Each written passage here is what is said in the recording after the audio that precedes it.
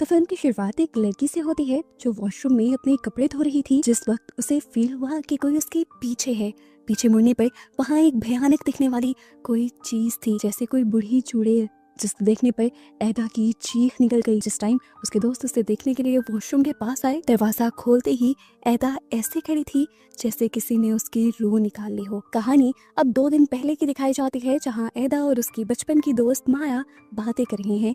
माया अपने भाई और कजिन्स के साथ हाइकिंग के लिए जा रही थी और यहीं पर वो एडा को भी इनवाइट कर लेती है, पर एडा को डर था कि उसकी मॉम उसे परमिशन ही नहीं देंगी। इसी तरह बातें करते हुए एडा अपने बालों में हाथ फेरती है तो उंगलियों में फंसकर बहुत सारे बाल उसके उतर आते हैं, जिसे देखकर वो बहुत ज्यादा परेशान हो जाती है। फिर वो बाल फेंक देती है और अगले दिन हमें दिखाया जाता है कि माया एडा की मॉम से परमिशन लेने के लिए आई थी ताकि वो एडा को हाइकिंग ट्रिप पर भेज दी। फाइनली एडा की मॉम मान भी जाती है और एडा माया को घर के बाहर तक सी ऑफ करने के लिए आती है। जिस टाइम माया एडा के पीछे एक भयानक शैडो को खड़ा हुआ देखती है जिसकी लाल आंखें थी। इसे देखते ही वो डर गई और फौरन उसने यहाँ से भागने की एडा कंफ्यूज होकर अपने पीछे देखती रही, लेकिन उसे तो वहाँ कुछ भी नहीं दिखा था। लेकिन इससे ये प्रूव हो गया कि कोई नेगेटिव एनर्जी एडा के घर पहले से ही रह रही थी और वही एडा की बॉडी के ऊपर और माइंड के ऊपर इफेक्ट कर रही थी, असर डाल रही थी। फिर अब अगले सीन में दिखाया जाता है कि ये सारे फ्रेंड्स मिलकर उस जगह पर पहुंच जाते हैं जहाँ पर इन्हें हाइकिंग करनी थी। यहाँ पर पहुंचते पहुंचते रात हो चुकी थी, तो इन सब ने गेस्ट हाउस में रुकने का डिसाइड किया। रात होते ही एडा को पेट में दर्द होना शुरू हो गया। उसे पता चला कि उसको पीरियड्स हो गए हैं। ये बात जब वो माया को बताती है तो माया कहती है तुम कहो तो हम घर वापस चलते हैं। ऐसी हालत में माउंटेन्स पर हाइकिंग करना ठीक नहीं होता, लेकिन एडा ने उसे मना कर दिया। उसे बहुत मुश्किल से परमिशन मिली थी और वो इन लम्हों को यादगार बनाना चाहती थी। बस इस छोटी सी वजह से वो इतनी बड़ी अपॉर्चुनिटी मिस नहीं कर सकती थी। दोबारा उसे मौका मिलता या ना मिलता, अब माया भी उसके साथ ज्यादा बहस नहीं करती और एडा अपने कपड़े धोने के लिए वॉशरूम में चली जाती है और यहीं पर उसे पहली मर्तबा वो भयानक बूढ़ी भूत दिखाई देती है। ये वही सीन है जो हम मूवी के स्टार्ट में देख चुके हैं। यहाँ पर उसकी चीख मारने पर उसके सारे दोस्त आ चुके थे और उसने जब दरवाजा खोला तो सबको ऐसा लगा कि जैसे किसी ने उसकी रूह खींच ली हो। वो बोल नहीं रही थी, बात नहीं कर रही थी, यहाँ तक कि आंखें भी नहीं झपका रही थी। सब लोग उसे पकड़कर रूम में लेकर आते हैं और उससे पूछते हैं क्या हुआ, तो वो बताती है कि मैंने वॉशरूम में किसी अजीब सी क्रिएचर को देखा था। वो पतली सी लंबी सी थी, सफेद बालों वाली, जैसे कोई बूढ़ी औरत हो, और उसकी आंखें किसी लाल बल्ब की तरह चमक रही थी। ये सब बातें जब इस गेस्ट हाउस की ओनर सुनती है तो डर जाती है और इन सबको बताती है कि ऐसे ही एक क्रिएचर सालों पहले भी इस जगह पे देखी गई थी, जिसने यहाँ आने वाले लोगों का जीना हराम कर दिया था। और फिर यहाँ पर कुछ लोगों की मदद से बहुत सारे रिचुअल्स करने के बाद उस एंटिटी से हमारी जान छूटी थी और अब अगर वो दोबारा आ गई है तो ये बहुत बड़ा खतरा है। हो सकता है कि अगर वो ईदा को नजर आई है तो ईदा के साथ ही यहाँ आई हो। ये बात सुनकर यहाँ पर सब लोग डर जाते हैं और इनमें से एक लड़का तो ये भी कह देता है कि हमें ईदा को वापस घर भेज देना चाहिए, लेकिन माया ऐसा नहीं चाहती थी क्योंकि माया को पता था ईदा कितना एक्साइटेड है इस ट्रिप के लिए और उसे इसके बाद कभी परमिशन भी नहीं मिलेगी। इस टाइम तो सारे सो जाते हैं और अगली सुबह जब ये सब उठते हैं तो एडा इतनी ज्यादा एक्साइटेड होती है कि उसके मूड को देखकर किसी को लगता ही नहीं कि रात उसके साथ कुछ हुआ भी था। सभी लोग अपना अपना बैग उठाते हैं और ट्रैकिंग स्टार्ट कर देते हैं। पहाड़ों की खूबसूरती देखते हुए माया और एडा तो इसमें खो ही गई। एडा को तो अफसोस होने लगा था कि वो क्यों अपना कैमरा घर भूल आई। सीन कट होकर अब हमें एडा के घर पर एडा की मॉम को दिखाया जाता है। जब वो सफाई कर रही होती हैं तो उन्हें एडा की डस्टबिन में बहुत सारे बाल और एडा के खून से भरे टिश्यूज दिखाई देते हैं, जिन्हें देखकर वो परेशान हो जाती हैं। वो ये बात एडा के डैड को भी बताती हैं, लेकिन एडा के डैड कहते हैं इतनी छोटी छोटी बातों को सर पर सवार नहीं करते, जब एडा आएगी तो तुम उसे डॉक्टर को दिखा देना। यहाँ ट्रैकिंग करते हुए एकदम से एडा को थका थका महसूस होने लग जाता है, उसकी सांस उखड़ जाती है और वो जब रेस्ट करने के लिए वहाँ बैठती है तो एकदम से उसकी आंखें भी अजीब पड़ जाती हैं। उसकी ऐसी हालत को देखते हुए सभी पैनिक करने लग जाते हैं और माया जब उसके कान में उसका नाम बोलती है तब वो एकदम से होश में आती है। उसके ठीक होने के बाद ये लोग दोबारा अपनी ट्रैकिंग कंटिन्यू कर देते हैं और आधा रास्ता होने पर ये सब लोग थोड़ी देर सांस लेने के लिए रुकते हैं। इस टाइम जब सब लोग खाने पीने में और हंसी मजाक करने में बिजी थे तो एडा चुपके से उठ के यहाँ से चली गई और पास में बनी एक झील के पास चली गई। माया ने जब देखा तो वो भी उसके पीछे आई और एडा से कहने लगी इस तरह अकेले कहीं भी जाना ठीक नहीं है, तुम समझो ये जगह इतनी भी सेफ नहीं। एडा जैसे ही उसकी तरफ मुंह करती है तो माया ये देखकर डर जाती है कि उसके हाथ किसी चुड़ैल की तरह काले पड़ गए थे और लंबे हो गए थे और उसकी आंखें बिल्कुल सफेद पड़ चुकी थी और अजीब सी मुस्कुराहट के साथ एदा उसका गला पकड़ लेती है। माया की चीखने चिल्लाने की आवाज़ें सारे लड़कों को यहाँ ले आती हैं और वो लोग बहुत ही मुश्किल से माया को एदा से छुड़वाते हैं। जैसे ही एदा माया को छोड़ती है, माया को झील के बिल्कुल दरमियान में एक लंबी बूढ़ी एंटिटी दिखाई देती है जिसने सफेद रंग के कपड़े पहने हुए थे। उसके लंबे लंबे बाल थे और उसकी भी लाल आंखें बिल्कुल उसी तरह चमक रही थी जैसी आंखें उस एंटिटी की चमक रही थी जिसे एदा ने देखा था। इस टाइम माया के अलावा कोई भी उसे देख नहीं पाया। खैर, ये लोग एदा को लेकर वापस अपनी जगह पर आ जाते हैं, उसको कुछ सुंघाते हुए होश में लेकर आते हैं। एदा ने जो अब किया था उसके बारे में जब ये लोग सवाल करते हैं तो एदा को कुछ भी याद नहीं था। अब माया ने एदा से कहा, मुझे लग रहा है कि तुम्हें किसी स्पिरिट ने पोसेस कर लिया है, यानी किसी आत्मा ने अपने कब्जे में ले लिया है। ये बात सुनकर एदा जोर जोर से हंसने लग जाती है और कहती है, पागल हो, मुझे लगता है तुम आजकल ज्यादा ही मूवीज देख रही हो। ऐसे कोई भी चीज इंसानों को पोसेस नहीं कर सकती। उसकी हालत को देखते हुए इस टाइम सारे डर गए थे। सारे इस बहस में पड़ जाते हैं कि क्या इन्हें ट्रैकिंग को ही खत्म कर देना चाहिए या फिर पहाड़ की चोटी तक चढ़ना चाहिए। उनकी ये बात सुनकर एदा को गुस्सा आ जाता है और वो कहती है, पहाड़ की चोटी पर तो मैं चढ़ कर रहूंगी, मेरे पास पहली और आखिरी मर्तबा ये मौका है, मैं तो इस मौके को हाथ से जाने नहीं दूंगी।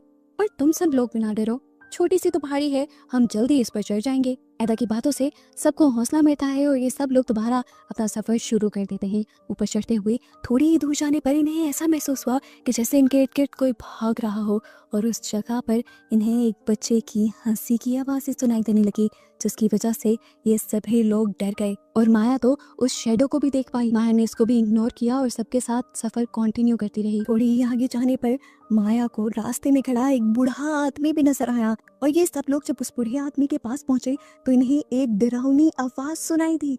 ये आवाज इतनी ज्यादा तेज थी कि इन सबके कान फटने लगे और इन्होंने अपने कान बंद कर लिए, यहाँ तक कि सभी लोग बेहोश हो गए। और जब इन्हें होश आया तो वो बूढ़ा आदमी माया ने देखा कि यहाँ से जा चुका था। यहाँ पर मौजूद लड़के ये बात कहने लगते हैं कि इनके साथ ये अजीबोगरीब काम एदा की वजह से हो रहे हैं। एदा को क्योंकि पीरियड्स आए हैं, ऐसी कंडीशन में लड़कियां बहुत सारी नेगेटिव एनर्जीज को अट्रैक्ट करती हैं और एदा की वजह से ही ये अजीबोगरीब चीजें उनके साथ हो रही हैं। उसकी बात सुनते ही एदा गुस्से से उसे देखती है और उसकी बातों को इग्नोर करते हुए ये सब लोग दोबारा अपना सफर कंटिन्यू कर देते हैं। अब ये थोड़ा सा ही चले थे कि एदा की हालत दोबारा से बिगड़ने लगी। इन्होंने एदा को बिठाकर पानी पिलाया। पानी पीते पीते ही उसके माथे पर झुर्रियां आने लगी, उसका चेहरा बिगड़ गया और बॉडी भी अकड़ गई। उसके होंठ सफेद पड़ने लगे और वो इस तरह से मुस्कुराई जैसे किसी और एंटिटी ने उसे पोसेस कर लिया हो। वो लड़का जो बार बार एदा को वापस छोड़ने की बात कर रहा था, वो कहता है कि अगर एदा की हालत ऐसी ही रही फिर तो हम इस माउंटेन को सर नहीं कर पाएंगे। उसका ये बात कहना था कि एदा की बॉडी को झटके लगने लगे और वो इतने भयानक तरीके से हंसने लगी कि उसकी हंसी पूरे माउंटेन्स के जंगलों के अंदर फैलने लगी। ये सब लोग भी डर गए। माया जान गई थी कि एदा की दिमागी हालत भी ठीक नहीं रही, इसीलिए वो एदा के साथ साथ सभी लोगों को ही वापस चलने का कहती है। और ये बात सुनकर सफेद आंखों के साथ एदा अजीब से अंदाज में उसे कहती है, तुम सब चले जाओ, मैं तो ये पहाड़ी सर करके ही रहूंगी क्योंकि ये पहाड़ी मेरी हो चुकी है। ऐसे ही बातें करते करते उसकी आंखों में खून भी उतर आया। सभी लोग डरकर उससे पीछे हो गए और माया समझ गई कि जो एंटिटी वो बाहर बाहर एदा के पीछे देख रही थी, उसी एंटिटी ने एदा को पोसेस कर लिया है। एदा सब लोगों से कहती है, मैं तो ऊपर तक जाऊंगी और जो भी मेरे रास्ते में आएगा मैं उसे मार डालूंगी। ये बातें कहते ही वो अकेले ही अपना सफर शुरू कर देती है। सब लोग पीछे से उसे देखते रह जाते हैं और इससे पहले कि कोई कुछ समझ पाता, एदा उन सबकी नजरों से गायब भी हो गई। माया जो अभी भी कंफ्यूज खड़ी थी, उसने देखा कि दूर से एक बूढ़ी औरत अभी भी इनके ऊपर नजर रखे हुए है और ये बूढ़ी औरत अभी भी माया के अलावा किसी और को नजर नहीं आ रही। और यहाँ हमें रिवील होता है कि माया के पास एक सुपर पावर थी। उसकी स्पिरिचुअल आई यानी थर्ड आई खुल चुकी थी जिसकी वजह से वो सारी ही एंटिटीज या दूसरी क्रिएचर्स को देख सकती थी। इसलिए मूवी के स्टार्ट से अब तक सारी एंटिटीज माया को ही नजर आ रही थी, जो एंटिटीज आम लोगों के लिए देखना नामुमकिन है। खैर, यहाँ पे माया जल्दी से अपने सारे भाइयों और कजिन्स को कहती है कि चलो एदा का पीछा करते हैं। जैसे ही ये लोग एदा के पास पहुंचते हैं, माया भागकर एदा के पास जाती है और उसे आगे बढ़ने से रोकने लग जाती है। इस टाइम माया की आंखों से आंसू भी निकल रहे थे और एदा भी रोने लगी। रोते रोते एदा ने कहा कि ये सफर मेरी जिंदगी की सबसे बड़ी यादगार बनेगा और मैं इसे अधूरा नहीं छोड़ सकती। अब माया का जो कजन सबको वापस चलने को कह रहा था, माया उसे भी समझा देती है कि एदा की बात मानते हुए हम चोटी को सर कर लेते हैं, क्या पता ऊपर जाते जाते सब चीजें वापस नॉर्मल हो जाएं। सभी लोगों ने अपना मूड ठीक किया और ऊपर की तरफ चढ़ना शुरू हो गए। जैसे जैसे ये और ऊंचाई पे चढ़ रहे थे, एदा की तबीयत और ज्यादा बिगड़ने लगी थी, लेकिन एदा अपने आप पर काबू पाते हुए ऊपर चढ़ती रही और फाइनली ये लोग चोटी को सर कर भी लेते हैं, जो लगभग 3000 मीटर की बुलंदी थी। अब रात भी हो चुकी थी। ये लोग यहीं पर टेंट्स लगाते हैं और आराम करने लग जाते हैं। जैसे ही रात परवान चढ़ती है, एदा की तबीयत दोबारा बिगड़ने लग जाती है। उसकी बॉडी ऐसे अकड़ गई थी जैसे उसकी बॉडी के अंदर कोई और चीज आ गई हो। कुछ ही देर में वो नीचे गिर गई और उसकी पूरी बॉडी में झटके लगने लगे। उसकी आवाज़ें सुनकर सभी लोग अपने कैंप से बाहर निकल आए। एदा की तबीयत इनके संभालने में तो नहीं आ रही थी, इसीलिए ये सब लोग नीचे की तरफ जाते हैं ताकि आसपास से कोई मदद बुला सके, और इन्हें यही पास में रहने वाला एक आदमी मिल जाता है। वो आदमी इन लोगों के साथ इन लोगों के टैंक तक आता है और एदा की हालत को देखते हुए एदा के कान में कुछ चीजें पड़ता है, जिसकी वजह से एदा की आंखें काली पड़ जाती हैं और उसके पूरे मुंह की वेन्स भी नीली हो जाती हैं। उसकी बॉडी के हिस्से इस तरह मुड़े थे जैसे कि सारी हड्डियां टूट जाएंगी। जब ये चीजें बहुत ज्यादा बढ़ने लगी तो उस आदमी ने भी जो कुछ वो पढ़ रहा था वो जोर से पढ़ना शुरू कर दिया और एकदम से एदा नॉर्मल हो गई। ऐसा लगा कि जैसे जिस भी चीज ने एदा के ऊपर कब्जा किया हुआ था उसने एदा की बॉडी को छोड़ दिया। इसी टाइम सीन कट होकर हमें घर पर एदा की मॉम को दिखाया जाता है, जो इस टाइम प्रे कर रही थी, यानी नमाज पढ़ रही थी। और इस टाइम पर उन्हें लग रहा था कि जैसे कोई उनको घूर रहा हो, हालांकि उनके घर पर कोई भी नहीं था। और जब वो ये बात अपने हस्बैंड को बताती हैं तो वो उन्हीं का मजाक बना देते हैं। खैर, दोबारा हम एदा को टैंक के अंदर देखते हैं, जहाँ पर वो एकदम से सोते सोते उठ जाती है। उसका चेहरा बदल जाता है उसी लड़की में, उसी एंटिटी में जिसे बार बार हम एदा के साथ देख चुके हैं। माया डर कर एकदम से उठ जाती है और हमें पता चलता है कि ये सब माया का हाथ था। लेकिन उसने क्या देखा कि एदा जो कुछ देर पहले उसके साथ लेटी हुई थी वो उसके साथ नहीं थी। वो एदा को ढूंढने के लिए बाहर निकली। उसे एदा नजर भी आ गई और उसने जैसे ही एदा को बुलाया तो एदा उसकी तरफ पलटी, लेकिन अब एदा का चेहरा एदा का नहीं था।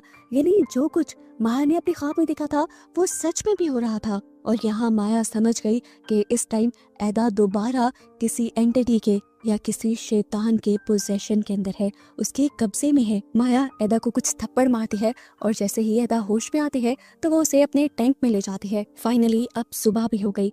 इन सब लोगों ने अपने बैग पैक किए और वापस जाने की तैयारी करने लगे। माया ने देखा कि एदा उनके साथ नहीं थी। एदा को ढूंढते हुए वो उस तक गई तो एदा ने उससे कहा, मेरा यहाँ से जाने को दिल ही नहीं कर रहा।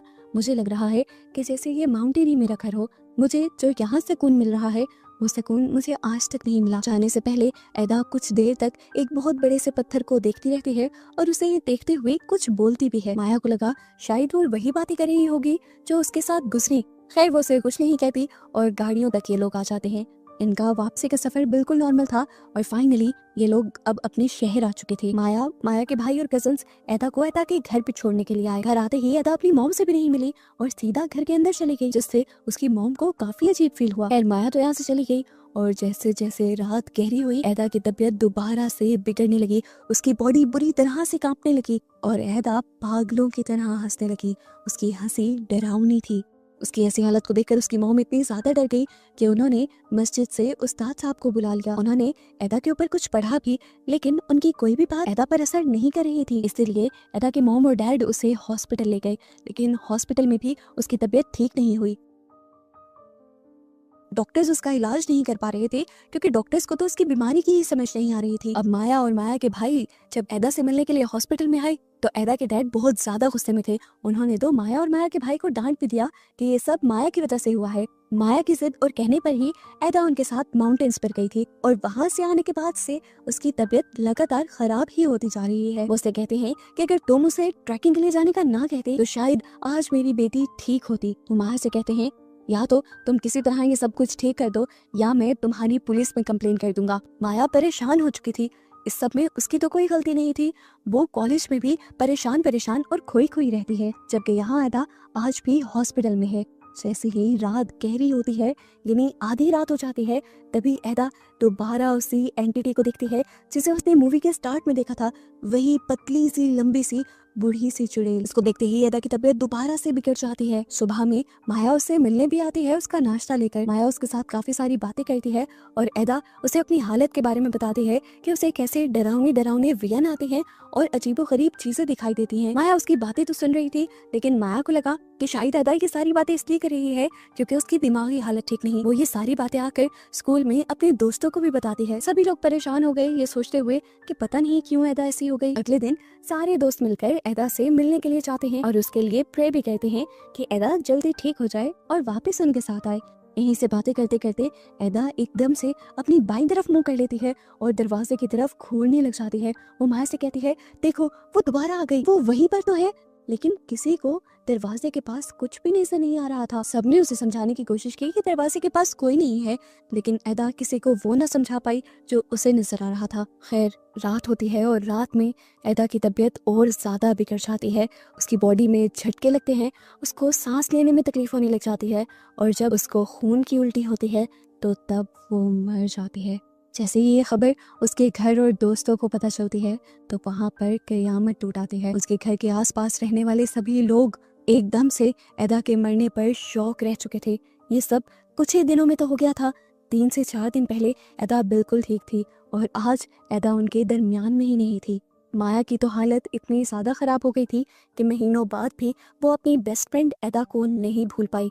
एदा की मौत ने सबसे ज्यादा जो डिस्टर्ब किया था वो माया को किया था और उसकी एक वजह ये भी थी कि एदा के डैड ने उसकी इस हालत का और मौत का जिम्मेदार माया को ठहरा दिया था। हर रात उसे एदा के ख्वाब और एदा के वियंस आया करते थे। ऐसे ही उसकी बातें याद करते करते एक दिन उसे याद आता है कि जब ये लोग हाइकिंग के लिए निकल रहे थे तो एदा के डैड ने एदा को चुपके से कोई पोटली पकड़ाई थी और उसे कहा था कि ये माउंटेन्स वाली झील में फेंकाना, और एदा ने माउंटेन्स वाले झरने में जाकर उसे फेंक भी दिया था और उसी जगह पर तो माया ने वो एंटिटी देखी थी। ये सारी बातें सोचकर वो डर जाती है और सुबह होते ही ये सारी बातें एदा की मॉम को जाकर बताती है। एदा की मॉम भी हैरान हुई और उन्होंने फौरन अपने हस्बैंड से जाकर पूछा कि उस दिन आपने जो एदा को पोटली दी थी आखिर वो क्या थी। यहाँ पर हमें पता चलता है कि एदा के डैड उन सब लोगों को एक खास रूम में नहीं जाने देते थे। एदा की मॉम आज गुस्से में थी, वो उस रूम के अंदर चली गई जहाँ जाकर उन्होंने देखा कि एदा के डैड अजीबो गरीब सा कोई रिचुअल कर रहे थे, यानी ब्लैक मैजिक कर रहे थे, काला जादू कर रहे थे। और यहाँ आकर कहानी के सारे पन्ने खुल जाते हैं। मसला असल में ये था कि एदा के डैड का बिजनेस बहुत ज्यादा खराब जा रहा था। उसे ऐसा लगने लगा कि जैसे उस पर किसी ने काला जादू कर दिया हो, और जैसे ही उसे ये बात पता चली कि उसका एक दुश्मन उस पर काला जादू कर रहा है तो उससे बदला लेने के लिए एदा के डैड ने भी एक तांत्रिक से कांटेक्ट किया। उस तांत्रिक ने काला जादू कर कर एदा के डैड को एक डॉल दी जिसे उन्हें घर से बहुत ज्यादा दूर फेंकना था। अब जिस दिन एदा के डैड उस तांत्रिक से मिलकर घर आए उसी रात एदा हाइकिंग के लिए जा रही थी। उन्होंने ये काम एदा को सौंप दिया, ये भी सोचे बगैर कि वो जिस पर ये काला जादू, ये कर्ज, ये श्राप दे रहे हैं, ये श्राप पलटकर उनकी बेटी को या उनको भी नुकसान पहुंचा सकता है। उस दिन से पहले से ही जब जब उसके डैड इस ब्लैक मैजिक के अंदर इन्वॉल्व हो रहे थे, एदा की भी तबीयत उसी दिन से खराब होती जा रही थी। उसके बाल झड़ने लगे थे, उसके मुंह और नाक से खून आने लगा था। यानी एदा के डैड जिस किसी पर भी काला जादू करवा रहे थे वो पलट कर उन्हीं के ऊपर वार कर रहा था। एदा की मॉम को जब ये सारी कहानी पता चलती है तो वो फूट फूट कर रो देती है। वो कहती है, मुझे आपसे ये उम्मीद ही थी, आपने ही मार दिया हमारी बेटी को। लेकिन यहाँ पर एदा के डैड भी रोने लगे और कहने लगे, मेरा ये सब करने का ये मकसद था ही नहीं, मैं तो अपनी फैमिली को बचाने के लिए, सब कुछ ठीक करने के लिए कर रहा था। मुझे क्या पता था इससे हमारी एदा ही चली जाएगी। एदा के डैड को अब ये एहसास हो चुका था कि उन्होंने जो गलत हरकत की थी उसकी सजा उन्हें मिल चुकी थी। सब लोग अब एदा की मौत से थोड़ा आगे निकल आए थे। पहले वाले ही 6 फ्रेंड्स का ग्रुप दोबारा एदा की याद में उसी माउंटेन्स पर हाइकिंग के लिए जाता है जहाँ एक खास पॉइंट पर माया को एदा की परछाई मिलती है जिससे वो बातें करने लग जाती है। और यहाँ पता चलता है कि माया आज भी एदा को नहीं भूली थी। और बस यही सब दिखाते हुए ये मूवी यहाँ पर खत्म हो जाती है।